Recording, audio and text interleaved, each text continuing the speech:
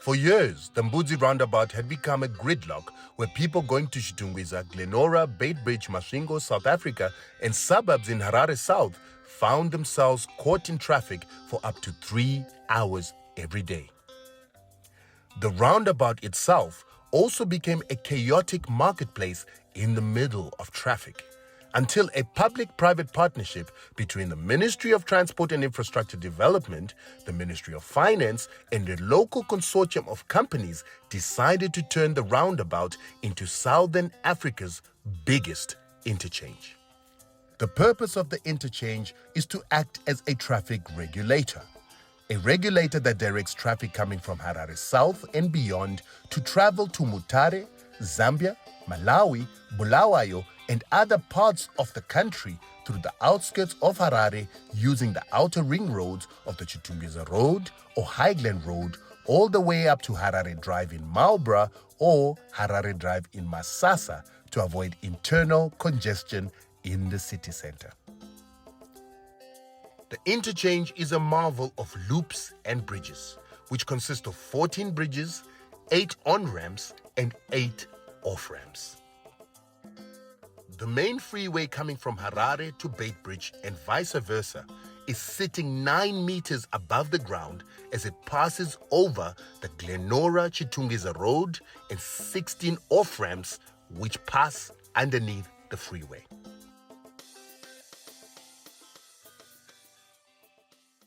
Right, so we have been talking about the Mbudzi intersection for a very long time, and today we have decided to stop talking and actually come and talk to Lawrence Mberikwazo here at this project, and he's going to tell us what this project is about, what's happening at Mbudzi Roundabout. Someone asked me, what is the real name of Mbudzi Roundabout? He's going to tell us, and we're going to learn a lot because we're already surprised by what we've seen. Lawrence, how are you? Very well, very well, very well. You know. Brilliant, my brother. Super. Thank you for this opportunity that you've given us. Anytime. Take us through what it is that you guys are doing here, because we are absolutely shocked by the scale of this project. Okay.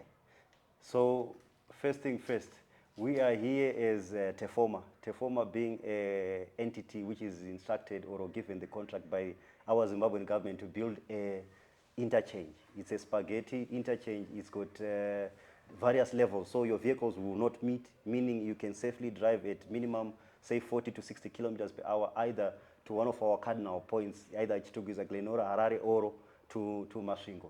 So initially we had a traffic circle. Most guys will commonly know it as a roundabout. This interchange is not a roundabout, neither is it a flyover. It is a spaghetti interchange where we are enjoying almost plus or minus, give or take, 9 square kilometers of real estate, 9 square kilometers of prime land.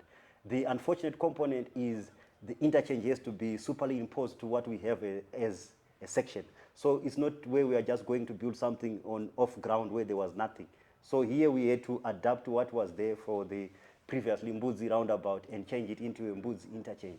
So it naturally forces us to have substantial number of structures along these ones, which are your bridges. Mostly the major bridges we have are 5. We've got long culverts, 76 meters long, which are about 6.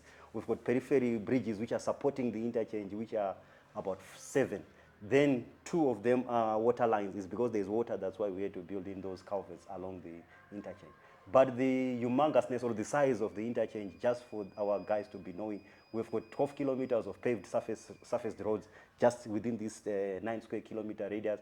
We are also going to do about 48,000 cubes of structural concrete.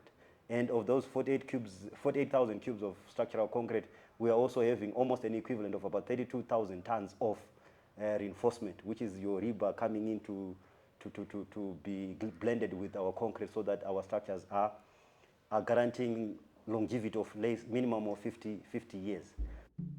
After Lawrence gave us a verbal rundown of the project, it was now time for us to go to the construction site to see what the interchange looked like and how far it had gone. So from here we would want to pass through the processing, which is our 2 batch plants. They are called the 50 karus, meaning they produce 50 cubes per hour. So on a 9-hour shift, you've got 450 cubes. Right. which is phenomenal, if not humongous, compared to what anyone can do. Right, Yeah. right. So this is your workshop for, This is for your trucks Yeah, and this your is our. equipment. So this is for scheduled maintenance, preventative maintenance, and scheduled maintenance. Scheduled maintenance. Yes, and preventative. These are not maintenance. breakdowns. These are not major break. These are our site small breakdowns. When it's major, we take it to our big workshop in Masasa. Excellent. Yes. Excellent. So this is a Karoo 50, which is supported by 200-ton Kaya silo tankers. Equally so, this is also a Karoo 50, the next one, supported by a 70. What does it APC mean? silo. Karoo 50. Karoo is a brand, it's like Toyota. Very good. But it's one of the best brands you can have for on-site process manufacturing of cement. Okay. Yes. Okay. Yes. This water, is this rainwater or this is you, No, Bowser? No, our Bowsers normally dust suppress. Dust suppression. And at times, because our trucks are constantly driving on top of this one, so they become fine. Yes. Yes.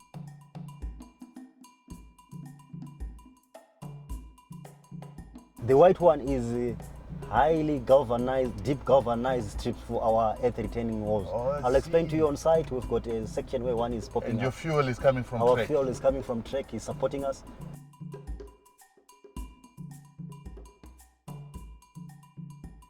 I see you got community members here. Community members. So the contract, we were not allowed to make sure that no one passes through the interchange. It remains a brownfield in certain sections because we still need our population to be doing their commerce. Remember, the Mbudzi market is still remains a key point for commerce. It still remains a key point for people buying their groceries, their toiletries, or you name it. And so despite people moving through here, you've had no fatalities? No, we don't have any fatality. We don't intend to have any fatality. We constantly manage them, and we've adopted a visible felt leadership, meaning where I go, they should almost go, unless if I have been barricaded, you can see our barricade, or we are flagging, you can see there's a spotter, meaning wherever we are working, you cannot go in, but where we feel is brown, the public can still enjoy passing through. We've got two school kids which pass through the interchange in the morning and towards 5 o'clock or 12 o'clock on a Friday. Right. We still need to be constantly aware and knowing that we do have those. Excellent, Yes. excellent, excellent. So this is part of our kit. I did talk about the Vitken reclaimer. Yes. That is the sister. It's There's a yellow reclaimer. It's a yellow reclaimer, yes. Yes, And this one is from Bomark. right. Meaning we got from Toyota. This one is now from Nissan, so to say. Oh, all right, all right, But all right. the thinking, the processing is It's the same. Is the same, yes. We also have what they call the pneumatic rollers. These are very, very heavy rollers. They can give you up to 30 tons. That one. That one, yeah. It doesn't on look tires. like it. It doesn't look like They've it. got counterweights inside, lead Oh, the counterweights. market is still here. The market Mbudzi remains market live. is still here. Mbudzi market, we never closed Mbudzi market. We're just rerouting the public going and buying in the Mbudzi market. We've also had a good corporate social responsibility with them. There was a fire, I think last year, mid-winter, at 3 a.m. in the morning, thereabout. We responded with our Bowsers, we put out that fire. I think in 20-30 minutes, the fire was out. Really? Yes. So we are So there's the conjoined. first bridge you finished. That is bridge number 2, the first one which we did in 4.5 months, 5 months, give or take. Now what This is is bridge number 3. This is where the beams are going to come in. You can see we are leaving a table. So they'll come and sit on those tables, and those tables, and we have the bridge done. So you can bridge is actually done. do it whilst traffic is live at the bottom.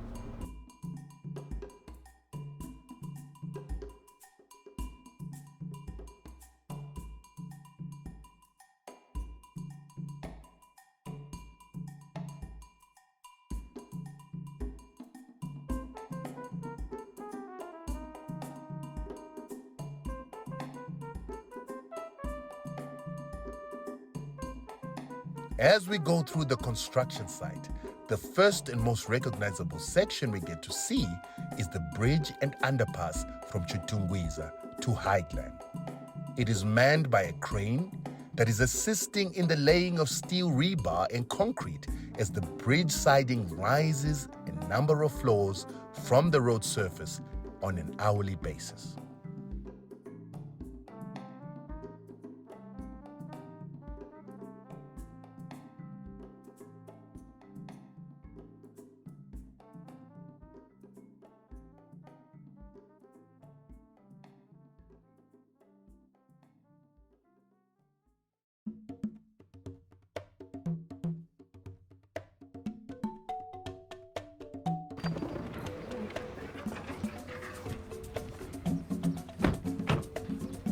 So what we have here is what we call the void formers.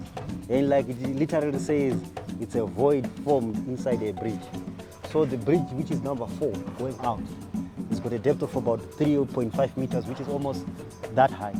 And you cannot put such amount of concrete.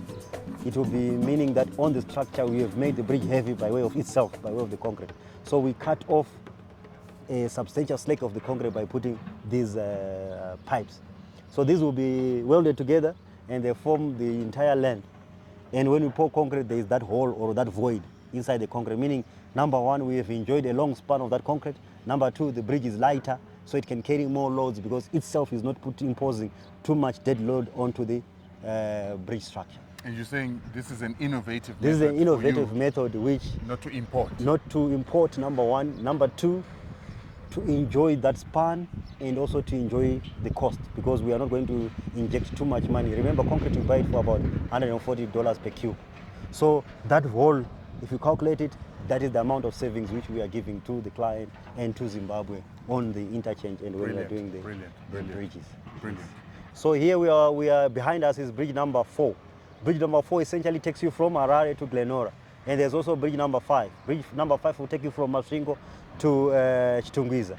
But I would rather explain, I know there's also a bit of youngster engineers who are interested or would be willing to be part of or in future will be seeing it. We've got this wall which is one of the best walls we've done on this project. Essentially this wall is moving in 3D. We are tapering as we go on the x-axis going up. We are also tapering as we go towards the main structure going thinner. And as we go down, we are also equally tapering. So it forced most of the engineers which we have on site to be thinking in three dimension there. It's almost like your normal 3D printing, but we had to do it with shutter or with formwork. So innovation is taking place, yes. And this one is what gives curiosity or the eagerness to undertake engineering.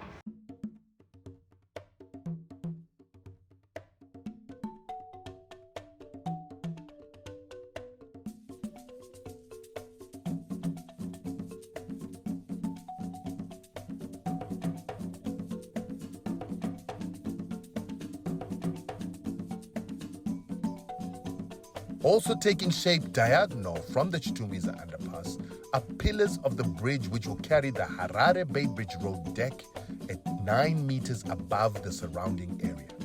The roadway will be supported by over 1.4 million tons of compacted soil, rubble, and concrete.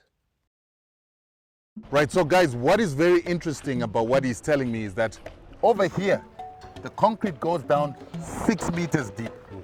And it does that at every interval. Yes.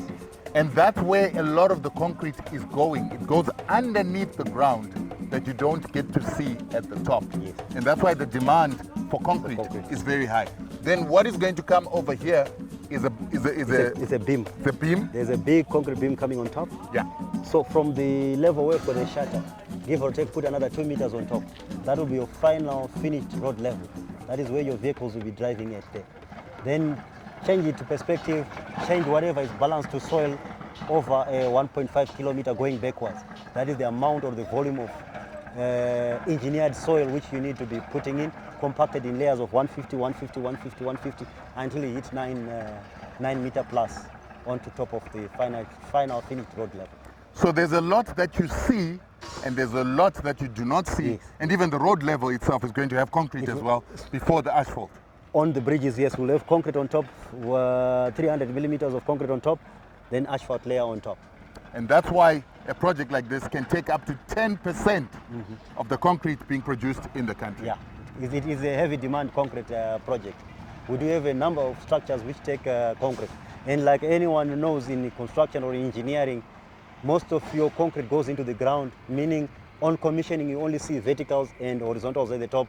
You won't see the bases to which the structure is sitting on. And those bases to which they are sitting on is heavy on steel, is heavy also on concrete.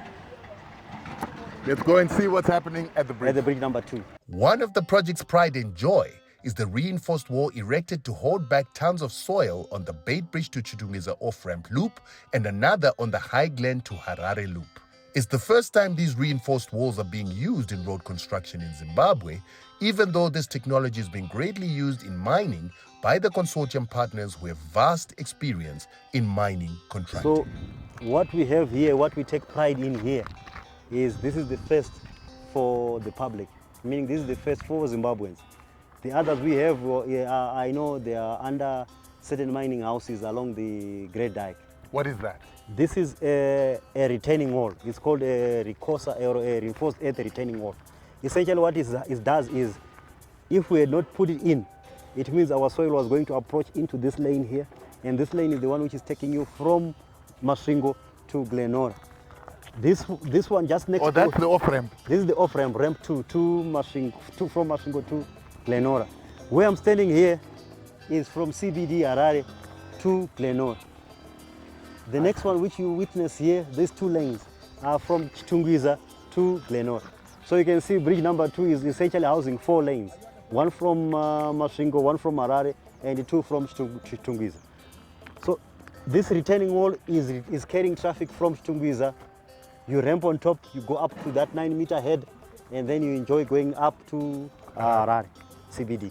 So as you come from Chitungwiza, you go underneath bridge number 2, you ramp going up. This is not yet finished. You continue going up 9 meters, then you go back to where the crane is on top of bridge 1. You are up to Harare. Yes. I see. Yes. And I see the bridge for Glenora is done. The bridge for Glenora is done. We are just doing aesthetics now. We are just finishing. It's more of safety features which we are doing, but the structural component was done and finished in September 25th last year. So part of the route, we still have our vendors. We've got our Arambuya and Nana Sekuru who are selling commodities along the route because we still have public. Oh, you haven't chased them away? No, we did not chase them away. We've got a good mutual understanding where we are saying we are here because of business, we need to build an interchange. Zimbabwe does need an interchange. But we still respect you are here because you need to feed the kids. And as such, if we are working, you give us the space. If you're not working, you can easily come in and do comments. Oh, and wow. wherever we've got risk, they are fully conscientized about. We've got a risk, we might be blasting, and they move offside. So guys, you know I'm always making a very big deal about the importance of indigenization. Yes. There's a number of things that the engineer is saying that because of understanding the ills of the society, the problems of the society, only people who have lived in conditions that the community lives in can fully appreciate some of the challenges that are in the community. Yes. This is why they've got respect for vendors. Right. This is why they've got an understanding of what poverty is and how to assist those who are in poverty. Hence you heard them saying that they helped to maintain the market when it burnt down. Yes. They are assisting and playing a role in helping vendors to continue their work while construction is happening so that the vendors can keep feeding their children, because according to what he is saying, these children become future engineers, future CEOs, and we want their grandmothers, their grandparents, and even some household, young youth household families or children-run households to continue to function even though this project is taking place. That is the importance of transformation, where the community, the majority of the community are the people that run the economy because they understand the challenges of the economy. Very true. I love that. No, I love that. very true.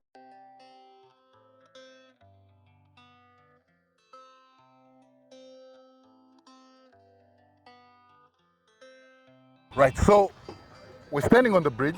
Bridge number 2. Bridge number 2 is done. It's done. And you're saying that the road is ready to be finished as well. And soon traffic will be going between Chitungwiza and... No, so we are busy pushing so that we can open a section of the works from Masvingo to Glenora.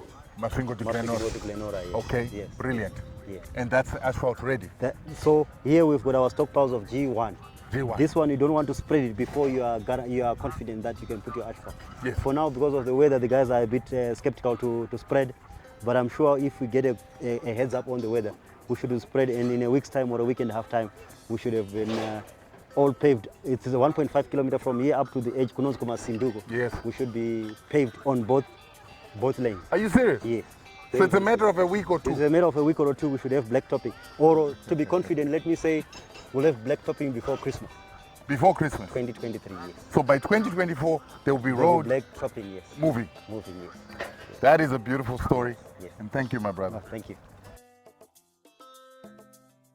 Now with the completion of the Glenora off-ramp and bridge, together with the road to Chitungwiza, It is anticipated that traffic will be moving from south off Simon Mazorodze to Chitungwiza and Glenora, and from Chitungwiza to High Glen and back, while work continues on the interchange. It is estimated that the intersection is going to use 192,000 tons of cement and has already used 154,000 tons of cement and another 12 kilometers of concrete water piping, which is about 7% of Zimbabwe's annual cement production capacity. It is because of developments like this interchange that consume a lot of cement that Zimbabwean cement manufacturers have been struggling to keep up with demand in this construction and infrastructure boom.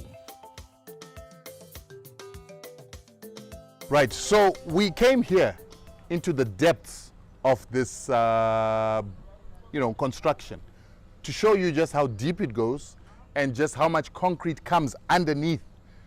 They've actually hit the water table over here, and I'm going to let Lawrence tell us a little bit more about this. So Lawrence, you get to understand how big this thing is from underneath. From underneath, yes. Yeah, yes. And I also begin to understand why you were testing the blocks with water.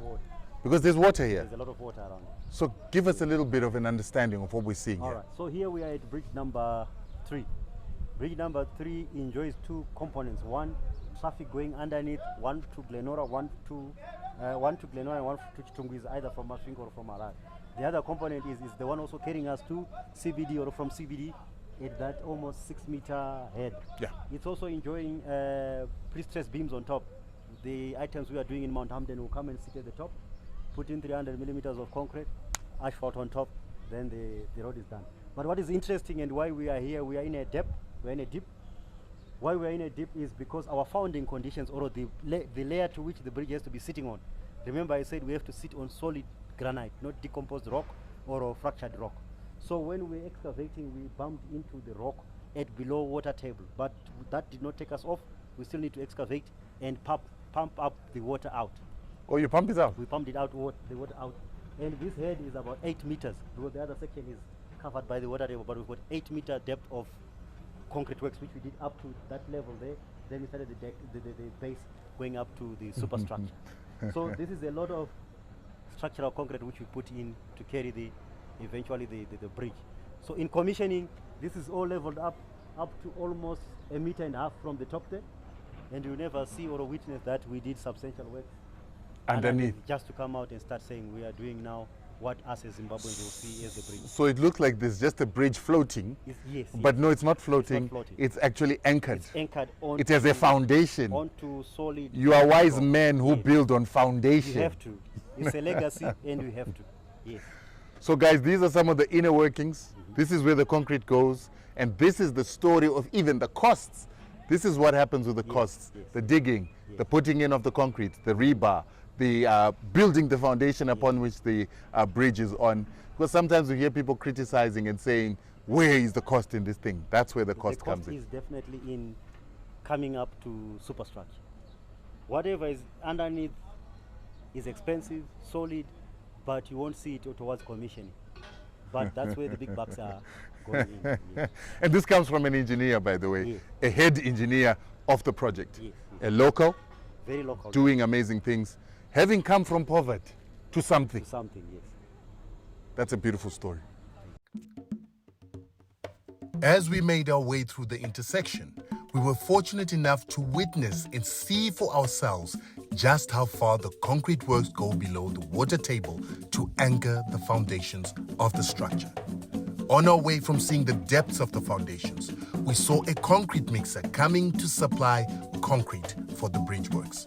With that, we were able to witness the ISO quality control process that takes place to test the concrete on site in what is called the slump test.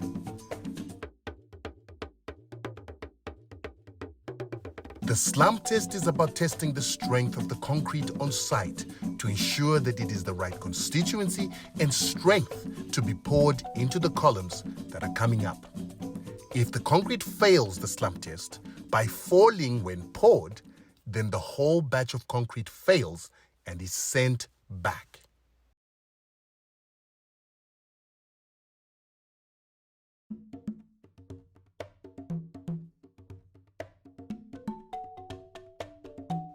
From these batches, samples are collected and taken to the lab for future testing for durability.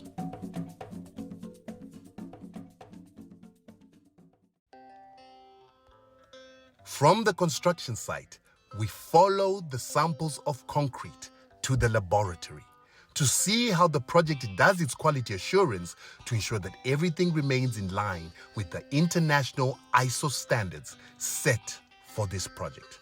As we make our way to the lab, we look down upon the entire interchange from a vantage point, and all of a sudden, everything begins to form a clear picture.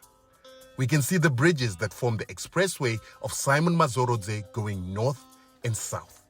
And below is the Chitungwiza and High Glen roads running east and west of the country, while the off-ramps direct traffic to Zambia, Mutare, Mozambique, Botswana, and Malawi away from the congested city center. It's all beginning to look like the marvel of traffic management that this interchange is going to be. As we make our way back to the site office, we see workers walking with plates in hand and congregating just beside the security gate underneath a shed. And out of curiosity, I decided to find out what was going on. Right, so guys, as you can see, the trucks are parked. Everybody is now coming to have lunch. It's 1 o'clock, and the guys are having lunch over here. Trucks are parked over there. Equipment is parked so that everybody can get some food before work starts again. So this is the canteen. Everybody gets a meal, fed by the company, paid for by the company, to ensure that everybody can work on a full stomach, but also as a corporate social responsibility to cater for staff. Many companies sell their meals, but here the staff is fed for free. Everybody eats between 1 and 2. They park, they stop work, and then they can go back and start work again. This is part and parcel of companies taking care of their staff. It's very important for companies to ensure that their staff are well fed, their accommodation is taken care of, and that they're well paid and being trained and skilled. Very amazing story. All right, guys, so what we are doing now is we're going to the lab. Yes. He tells us that they've got a very world-class lab that they test. Basically, we test our aggregates, which is our stone, our sand, and our cement. We further test our processes, which is when that cement is mixed and is now called concrete, or our G5 is processed and is now a subgrade or any layer. We do test. We go further to test the process to which we are doing the works. So our process is this, so our lab is essentially for us to guarantee a product which is going out, for us to then give confidence to Zimbabwe to say, yes, we are going to construct a bridge. It will give us a longevity of 100 years, 85 years, or we are constructing a bridge, it will give us so much as expected lifespan of that bridge with limited, if no maintenance work happening on that bridge. And I think it's important for me to reiterate at this point, for people that are doubtful of indigenous businesses, these guys are certified by ISO for quality. Yes, safety, and for methodology. Yes. And accounting. And accounting, yes. So guys, you need to understand that this is the real deal. Yes. Local companies that are internationally certified to produce a quality product and to run their systems and processes on world-class levels. Yes. I'm proud to be a Zimbabwean and to hear this story. Yes. So our laboratory, which we will take you through, is more for control. We've got another laboratory which is independent of us, which is for the client, which they then do for acceptance, to say the product is correct and we accept. Quality but for us, assurance. we are saying, let's control our product so that it comes out as what the client has specified and as what the government is prescribed in their wish list. Thank you. All right. So as part of assurance, as part of acceptance, as part of control, all our concrete being poured on site is generally as random as possible, or systematically we take cubes, and these cubes are going for testing. A cube is generally a 150 by 550 square block. We have put in place a temperature control. These blocks have to be on a constant temperature so that when you take it out for crushing, you are crushing the real deal. You are having an ideal situation for your concrete on site. So these blocks are crushed at 3 days, 14 and 28 days. And this is according to an international standard to which we prescribe to as an entity. So you're putting them in water, crushing them to see how they will So ideally, we are seeing what it becomes non-destructive testing of our concrete, because we've taken it off the structure, and we test these ones as compared to going coating the existing structure. So to see how it lasts, How under it lasts, how it's rainfall also conditions. behaving. Yes. And the engineers further went to say they would want us to be checking for porosity, which is basically how much water goes gets into the concrete over a certain space of time. Carbon content of our cement, to see how much erosion, how much corrosion will happen over a certain space of time. And I'm happy to announce, as of now, we've passed in flying colors. We even further went with a sample to South Africa for further testing to confirm that this is the product which we are using, and for sure is satisfying the minimum prescribed requisitions from our client. And you know what is interesting for me, guys, is you never think of these kind of processes and systems when a project is taking place. But a company has to invest in a testing center like this to test the materials that they are utilizing. Absolutely blown away. But this gives us assurance that the product that we're going to get is going to be a quality product. Yes. So my brother, how are you? I'm fine. How are you, sir? I understand that you're responsible for the quality process. In fact, tell me, what is your name and what do you do? My name is Admire Shanduchi. I am the laboratory technician here, Right. where we are doing our quality control test for the whole process which are being done here. Okay. Yes. Tell me, what are we looking at here? Okay. This is the Marshall press, where we can test the black surface material. Yes. So the black surface material is the tar. Yeah, it's the tar. Okay. Yes. So you put it here, We put it here. Uh-huh. Yes, exactly. and then what happens? Then it crashes. It gives us in kilonewtons. Okay. Yes. So that you Then know we- how strong it is. Yeah. Then we convert the kilonewtons into megapascals. Right. This is our sieve shaker. Our sieve shaker, we put sieves on top of this one, Yes. and then we put it on electricity. Yes. Then we plug it. Then it vibrates. Okay. Yes. What is the purpose of that? The purpose of this one is to vibrate, and in fact to give us the particle size distribution of the materials. Brilliant. Yes. And just before we go on, for you to do this work and to manage this lab, Yes. what is your profession and qualification? In fact, I've done materials, the engineering. Materials engineering. Yes. Brilliant. Brilliant. And this is our concrete cube, our concrete cube poker. Yes. Yes. What does that do?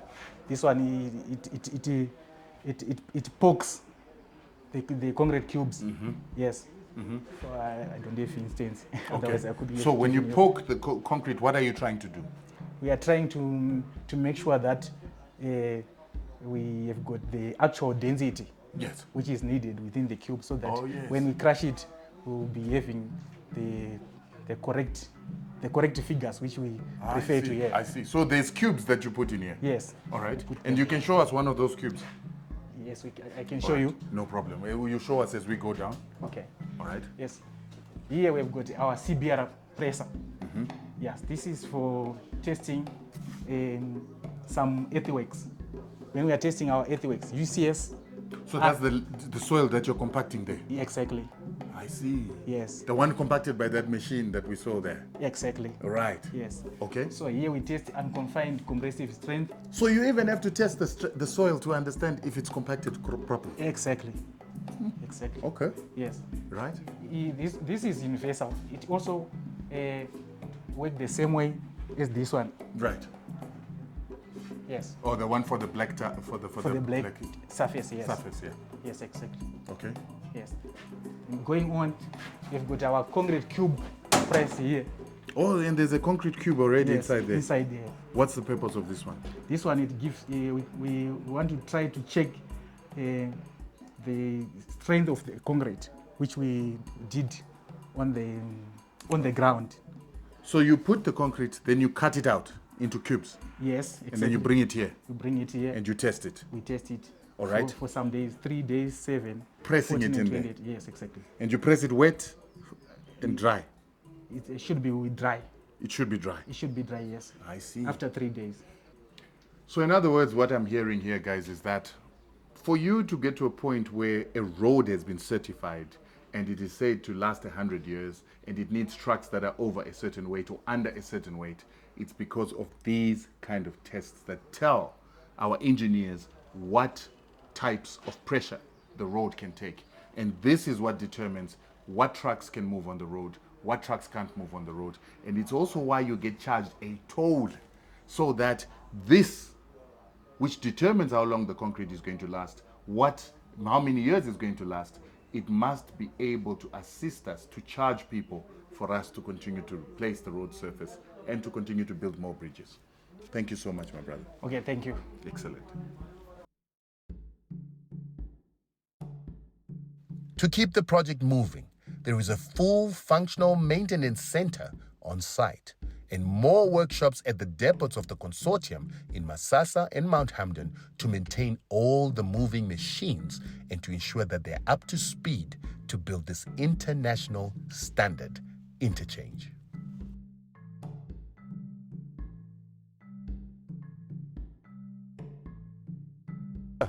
What is this over here that is behind us? All right. So this is a reclaimer. This is a reclaimer. It's one of among the most expensive machines which you can have on a construction project. Either is hiring or procuring it directly from the suppliers. Generally, what this does, it controls when you are processing your soil.